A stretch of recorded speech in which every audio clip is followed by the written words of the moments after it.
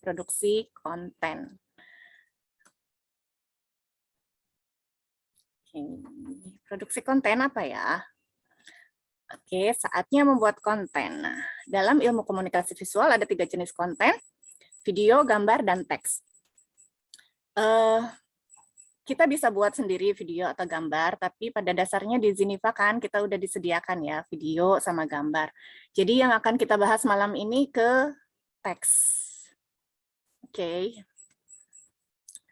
Apa aja yang bisa kita bahas ketika kita membuat konten? Yang pertama perlu dicatat adalah jangan jualan, karena kita sendiri mungkin ilfeel ya kalau tiba-tiba ditawari produk.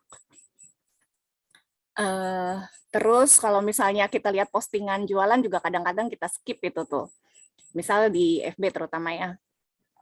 Terus ini ada, kita ingat lagi, top funnel, medium funnel, sama bottom funnel. Yang bisa kita bahas adalah ungkap masalah. Karena kita jualan, bukan jualan ya, karena kita yang akan kita bahas adalah masalah skincare. Misalnya, kita buat masalah cerita tentang masalah kulit dan solusinya. Gitu. Ini di top funnel bisa ungkap masalah, beri edukasi secara umum, kita bisa ngadakan giveaway, dan itu tadi dilarang jualan. Jadi pada postingan-postingan awal itu kita jangan dulu menawarkan barang kita ya, apapun gitu yang kita jual. Terus beri solusi, produk knowledge, edukasi produk, nilai lebih produk ya, dan nilai lebih yang bersifat transaksional. Apa itu?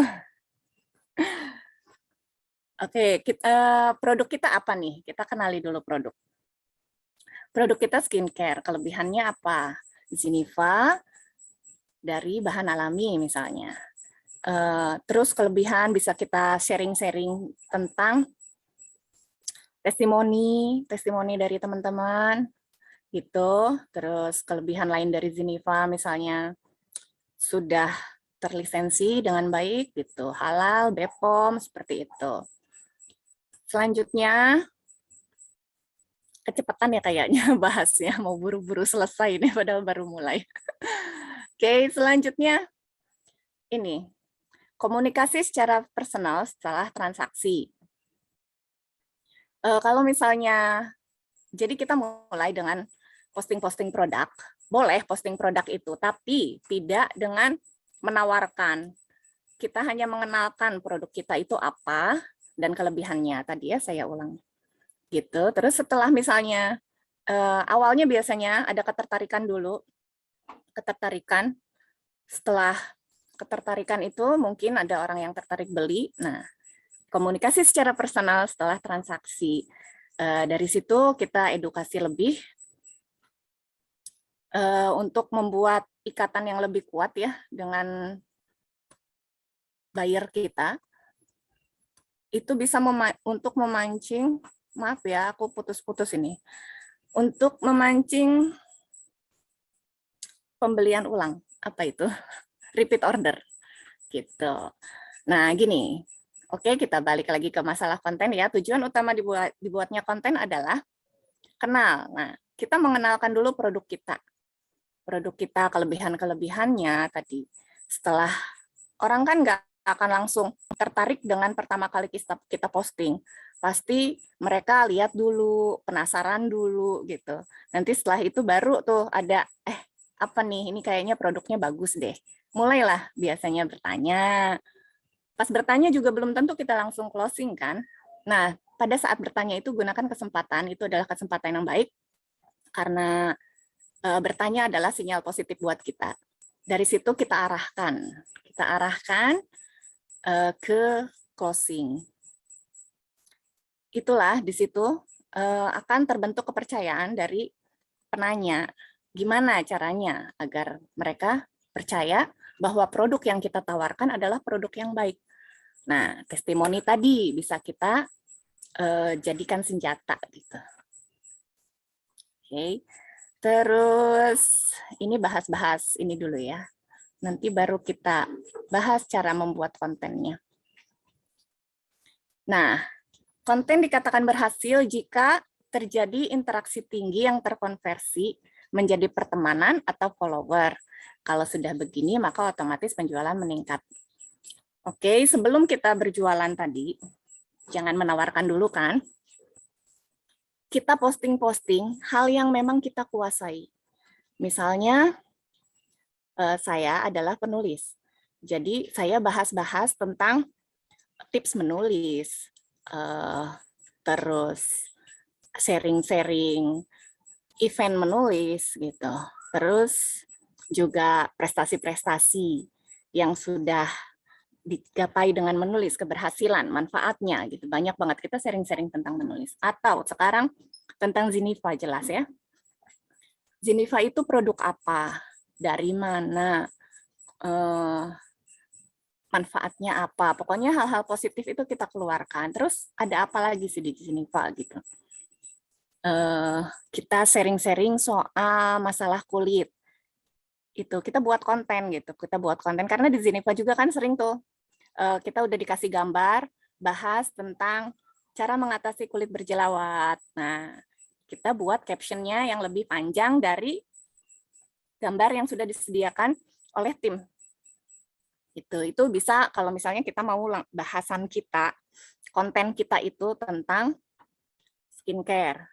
Kita boleh juga bikin konten-konten yang menarik misalnya. Maksudnya yang banyak peminatnya, misalnya masak tuh. Nah, bagi-bagi resep masakan gitu, atau sharing-sharing outfit of the day gitu kan. Kayak gitu. Ini anteng banget ya, pada dengerin apa pada bobo ini. Oke, terus nah, ini bikin caption itu biasanya rumit ya. Biasanya orang pada bingung gitu kalau bikin caption tuh apa sih? Kita nulis apa gitu, gambarnya udah ada nih dari kantor gitu gambarnya. Terus kita nulisnya apa? Walaupun gambarnya itu Zinifa, kita bisa nulis apa aja untuk memancing orang bereaksi. Nah, ini contohnya. Existing versus ideal.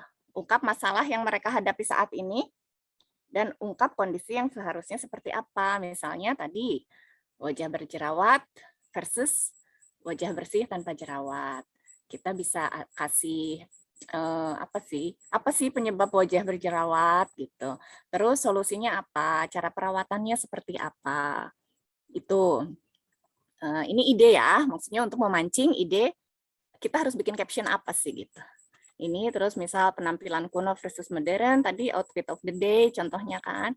Susah jualan sama versus marketing digital. Nah, di sini juga kita bisa bahas tentang belajar jualan online di sebulan jago jualan di Zinifa ya. Terus yang kedua, kisah nyata. Nah, ini kita bisa lihat kejadian-kejadian yang kita alami sendiri atau orang yang Anda kenal tentang sebuah masalah dan bagaimana menyikapi serta solusinya. Ini bisa sharing-sharing aja. Misalnya hari ini ada kejadian apa ya? Tadi tuh Mbak Novika tuh bikin status kan, kalau jatuh 5 menit nggak apa-apa gitu, masih bersih kan, belum 5 menit gitu. Nah kayak gitu, itu kan mancing-mancing juga tuh. Mancing, terus aku jadi ingat kan, anakku pernah tuh disuruh beli gorengan, beli bakwan. Si plastiknya tuh jatuh, terus dia tahu kan kalau yang jatuh itu harus dicuci biar bersih. Akhirnya bakwannya dia cuci tuh kayak gitu. Nah itu pancingan kan, pancingan. Itu bisa kita ceritakan juga gitu karena hal-hal yang menarik itu biasanya yang lucu gitu, yang memang bermanfaat atau biasanya apa yang kita sukai dan kita feel banget gitu, itu feel kita akan tertular gitu ke teman-teman yang membaca postingan kita. Itu next ya. Pertanyaan. Nah, bikin pertanyaan. Bikin pertanyaan. Pertanyaan itu ada 2 jenis. Pertanyaan bernada, mau berbagi info. Pertanyaan yang tulus ingin tahu. Misalnya, tiket ke Lombok berapa sih dari Jogja? Gitu. Ada yang mau ikut nggak? Gitu kan. Terus pertanyaan yang mau berbagi info. Kamu tahu nggak sih kalau lupa cuci muka malam itu besok pagi pasti jerawatan. Nah, gitu. Habis gitu terus kita bagi info. Itu ya, tadi. Terus contoh udah ngerti lah pasti. Nah, ini juga yang memancing. Terus ini, ide lain. Kita bisa lihat dari kompetitor. Dari segi bisnis, ada 2 jenis kompetitor. Yang produknya sama persis dengan target marketnya sama. Kalau produknya sama persis berarti sama-sama skincare ya, dengan fungsi dan mirip lah gitu manfaatnya. Kita bisa tuh cuplik-cuplik mereka posting apa sih gitu yang reaksinya banyak. Kita ambil itu juga, kita tiru lah, namanya ATM, amati, tiru, dan modifikasi. Jadi jangan ditiru plek gitu ya. Amati, tiru, dan modifikasi. Terus target marketnya sama. Target market kita siapa? Skincare itu biasanya memang identik dengan perempuan, tapi sekarang enggak ya. Laki-laki juga udah peduli sama kesehatan kulit wajah. Apalagi kalangan yang memang wajib menjaga kulitnya mulus, kayak misalnya artis gitu, model kan. Gitu, oke. Kita bisa pakai sistem ATM, amati, tiru, dan modifikasi. Ini kita ulangi tadi, ada 4 tips agar tidak kehilangan ide, existing versus ideal, kisah nyata, pertanyaan, dan kita ATM dari kompetitor. Nah, ini. Oke, aku mau nambahin dari ide biasanya. Oke, ide tadi udah dapet kan dari yang 4 tadi. Aku balik lagi dulu, bentar. Ups, lewat. Nah, ini. Ya, ini cara mancing ide. Terus gimana ngembangin idenya? Kadang kita bingung tuh. Oke lah, kita mau bahas tentang handphone gitu. Handphone apa? Gitu ya. Itu apa adalah ide kita. Terus dikembangkannya gimana? Ada rumus nih kalau dari penulis ya. Kita pakai sistem namanya 5W1H. Ada yang udah tahu 5W1H? Mungkin yang biasa nulis atau tahulah dikit-dikit jurnalistik gitu. 5W1H itu what, why, where, when, who, dan 1H, how. Apa, bagaimana, mengapa, siapa, di mana, how, when, kapan, dan bagaimana. Jadi misalnya kita tadi bahas apa? Bahas Zinifa ya, kita bahas Zinifa aja. Skincare, apa itu Zinifa? Gitu. Nah, itu kita bisa tuh panjangin apa. Zinifa adalah ini, pakai bahasa yang asik gitu. Zinifa ini skincare alami gitu misalnya. Terus apa? Kenapa? Kenapa harus Zinifa gitu? Why? Kenapa kita pilih Zinifa? Karena Zinifa alami, BPOM, halal, terus sudah lisensi internasional kan? Itu why. Terus when? Kapan tuh di Zinifa bisa dipakai? Paling baik dipakainya kapan? Setelah apa? Bagaimana cara pakainya gitu kan? Oke, kita lanjut dari apa? Tadi apa? When, where. Nah, di mana bisa pakai Zinifa atau di mana bisa beli Zinifa gitu.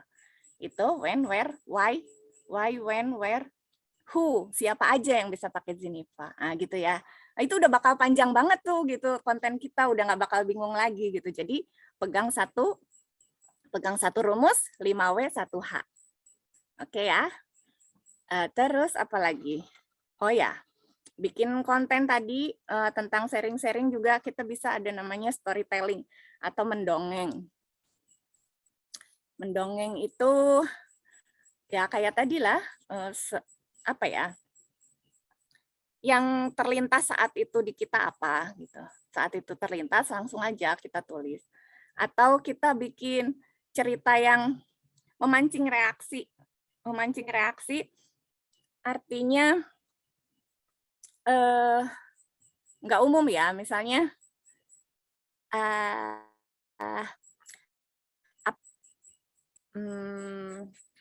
tak kenal maka tak sayang, terus kan sekarang trennya jadi tak kenal maka kenalan dong gitu ya, kayak gitu-gitu dipancing.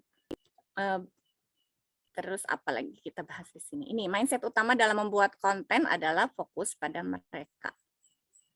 Aku sengaja cepetin materinya biar nanti teman-teman bisa nanya ya, terus nggak terlalu malam selesainya. Oke, mindset utama dalam membuat konten adalah fokus pada mereka. Siapa mereka? Otomatis yang baca konten kita ya, pembaca. Nah, fokus apa sih yang lingkup pertemanan kita itu cenderung menyukai konten seperti apa? Coba lihat dari postingan-postingan kita, yang paling banyak reaksinya yang mana? Paling banyak like-nya, paling banyak komentarnya, itu yang seperti apa? Nah, coba buat lagi konten-konten yang seperti itu. Jadi kita mengenali, oh lingkup kita ini, lingkup pertemanan kita ini senang materi ini, atau senang membahas ini, atau senang jenis konten yang edukatif, atau yang humoris, gitu. Kayak gitu-gitu, itu kita kenali ya. Belajar mengenali. Apalagi? Nah, ini kunci utamanya adalah sesering mungkin. Paksa diri sendiri untuk posting setiap hari.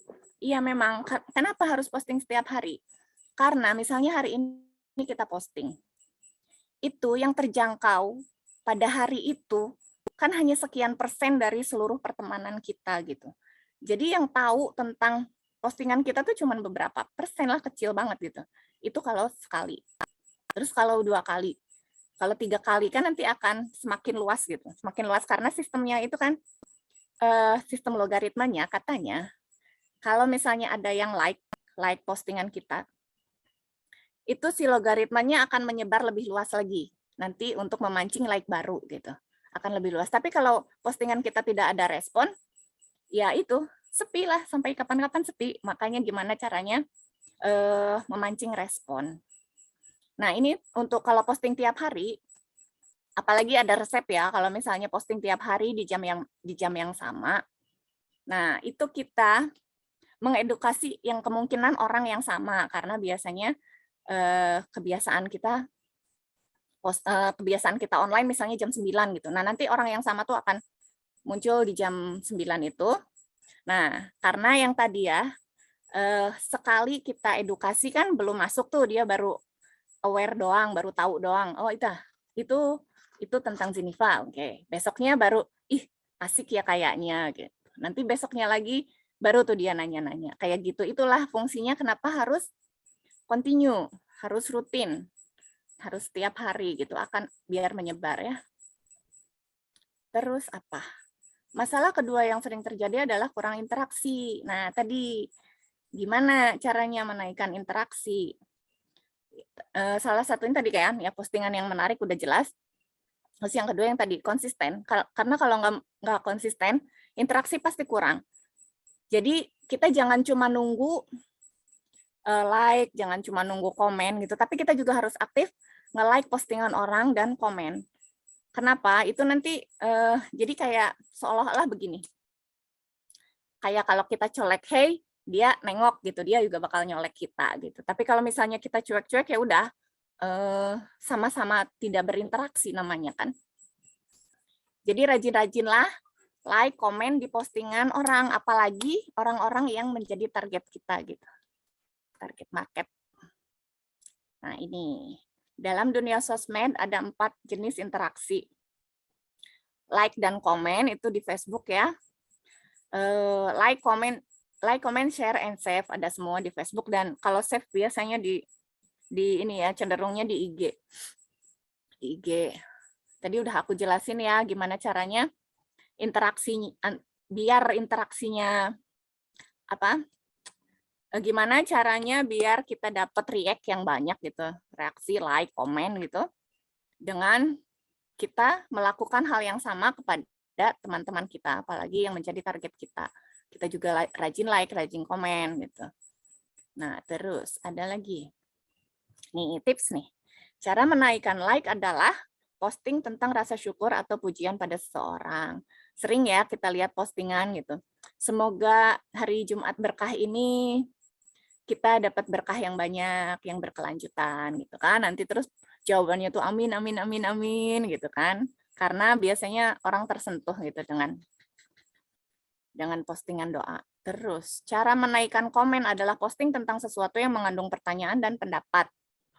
Tadi udah dibahas juga.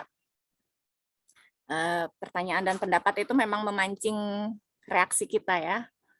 Udah paham ya kayaknya. Kita lanjut aja. Cara menaikkan share.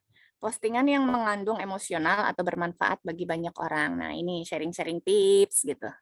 Sharing-sharing tips atau cerita, bisa cerita tadi, storytelling tadi tentang hal-hal yang membuat haru. Pas nih sekarang Hari Ibu kan, itu banyak banget kan postingan tentang ibu. Terus cerita karena ibu udah nggak ada, sama kayak saya juga ya, ibunya udah almarhum. Itu pasti semua cerita yang tentang Hari Ibu itu menyentuh hati gitu. Itu kita sharing tentang ibu atau tentang tips yang bermanfaat bagi banyak orang. Nah, cara menaikkan save adalah buat postingan berupa tips yang detail tentang suatu kasus. Ini bisa juga kayak misalnya resep makanan. Nah, resep makanan nih emak-emak nih atau yang senang di dapur, bapak-bapak juga yang senang di dapur kan, biasanya nge-save resep makanan terus eksperimennya entah kapan, tapi seneng aja gitu di save-save. Kumpulin terus. Oke, terus. Nah ini, tips penting. Jangan curhat di sosmed. Jangan bicara negatif, jangan ragu. Lakukan saja dan segera biasakan. Ya, jangan suka curhat di sosmed ya. Kadang-kadang reaksi yang didapat juga fake gitu. Jangan terlalu percaya sama teman dunia maya yang kita nggak kenal di dunia nyata.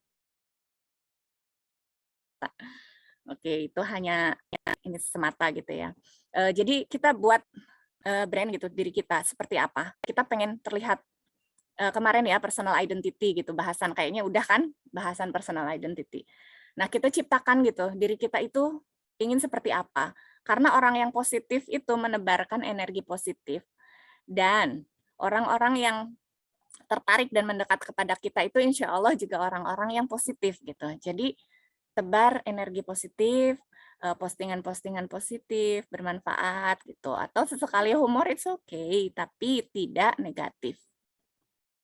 Oke, terus lanjut lagi. Nah, satu aktivitas utama seorang seller sejati adalah ngonten. Ngonten. Jadi mulai sekarang jangan malas ya, dipaksa biasakan dan dibudayakan. Sebenarnya susah itu cuman awalnya aja. Karena apa? Karena kita belum punya ritme. Kita belum punya ritme untuk menyesuaikan dengan kehidupan kita, aktivitas kita sehari-hari. Kita bisa bikin jadwal nih. Kita sebenarnya slow please deh. Apa ya? Waktu luang kita itu jam berapa setiap harinya? Kalau misalnya pagi-pagi kita biasa sibuk bikin sarapan, mungkin kita bisa sore atau kita bisa menyempatkan gitu konten. Kenapa? Zinifa kan mempermudah kita ya, konten video sama gambar itu kan udah disediakan. Paling simple itu kita langsung upload aja, upload video atau gambar dengan materi caption yang sedikit aja gitu, sedikit. Tapi minimal kita itu dulu, kita posting dulu gitu. Posting dengan ini caption pendek. Nah, kalau misalnya waktu kita agak luang, baru tuh kita bikin yang lebih panjang captionnya, yang lebih menarik dan lebih tertarget gitu kan. Target kita siapa, tujuannya kita ngonten nih apa nih gitu. Kayak gitu. Jadi dipaksa biasa. Nah, nanti kalau misalnya awal memang kayak kita belajar sholat mungkin ya, belajar sholat dari kecil tuh harus dipaksa, harus dimarah-marahin dulu gitu. Terus tapi setelah terbiasa kan nanti terbiasa tuh udah nggak akan ada lagi beban gitu karena udah kayak latah gitu melakukannya itu nggak berat. Nah, itu akhirnya akan jadi budaya buat kita. Kita udah terbiasa ritme kerja kita seperti ini. Penekanan saya adalah bahwa konten yang paling sering terjadi di luaran sana itu hampir semua pengusaha, hampir semua pedagang, saya anggap semua pedagang itu pengusaha ya, itu yang namanya ngonten itu adalah ngiklan jualan. Mau yang paling heboh itu di Facebook Marketplace, di grup jual beli online, itu isinya dagang iklan mulu. Waduh, kalau ngeliatin itu gila-gilaan deh. Hampir tiap hari, hampir tiap jam itu yang keluar itu setiap kita buka itu pasti orang iklan produk. Nah, parahnya, ini parahnya nih. Semakin kita sering iklan, semakin kita sering nawarin produk kita, semakin dekat kita dengan kegagalan. Semakin sering kita ngiklan produk, maka semakin besar pula kemungkinan tidak closing. Oh, lucu toh? Itulah kenyataannya. Kenyataannya seperti itu. Jadi tadi kemarin kan kita sudah bahas tuh di pertemuan yang ke berapa ya? 4 deh kalau nggak salah ya, mengenai sales funnel. Nah, mengenai sales funnel. Nah, di situ sales funnel kan kita bahas tuh bahwa funneling untuk menyelesaikan permasalahan penjualan itu ada 3, TOFU, MOFU, dan BOFU. Top funneling. Top funneling itu apa sih? Top funneling itu adalah urutan pertama orang itu supaya dia ngerti produk kita. Ngerti dulu aja. Sorry, bukan ngerti produk kita. Ngerti dengan kita. Ngerti dengan kita, bukan ngerti dengan produk kita. Nah, setelah itu ada MOFU. Baru kalau bicara MOFU adalah memperkenalkan produk knowledge kita. Dan yang terakhir adalah BOFU, itu membangun trust. Nah, biasanya itu dalam teman-teman orang-orang digital marketing, antara TOFU dan MOFU itu perbandingannya itu 6:1. 6 kali ngiklan di TOFU, baru 1 kali kita ngomongin produk. Bayangkan. Berarti kan skenario-nya kan sangat terbalik dengan kenyataan yang ada. Kalau kita mau seperti teman-teman yang lain gitu ya, seperti para pengusaha-pengusaha yang memaksimalkan betul potensi-potensi yang ada di marketplace Facebook, itu akhirnya apa? Banting-bantingan harga di situ. Banting-bantingan harga, udah gitu yang baca juga engagement-nya rendah banget, yang insight-nya rendah banget. Akhirnya kita capek, yang ada ngiklan mulu tapi nggak laku-laku. Berat, pada akhirnya berat di situ. Nah, tadi sudah dibahas ya, clue-cluenya apa sih yang harus dilakukan supaya tidak kehabisan ide. Itu ada 4 hal ya. Ada 4 hal bagaimana supaya ide itu tuh nggak pernah habis. Nah, di tahap awal nanti teman-teman di grup sambil diskusi atau di sini langsung dibuka pertanyaan, bagaimana sih supaya kita itu tidak kehabisan kehabisan ide gitu. Bahkan kalau beberapa pelaku itu yang kejadian kebalik. Kebanyakan ide, akhirnya kebanyakan posting. Ada juga orang yang jualan kebanyakan posting. Postingnya udah benar, alurnya udah benar. TOFU, MOFU, BOFU udah benar. Tapi kebanyakan. Itu ada juga yang seperti itu.